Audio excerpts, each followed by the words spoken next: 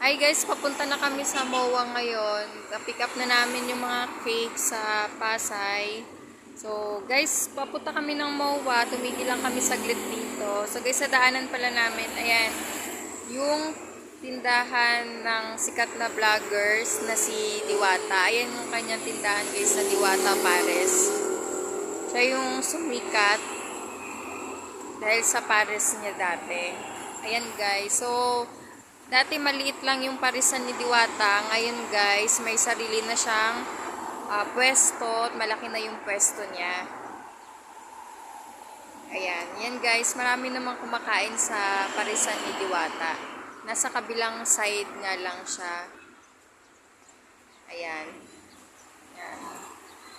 Tsaka nga pala guys, ano si Diwata ng vendors party list yan. Kasama siya sa vendors party list. So guys, pupunta na kami ngayon sa MOA para may deliver yung mga cakes.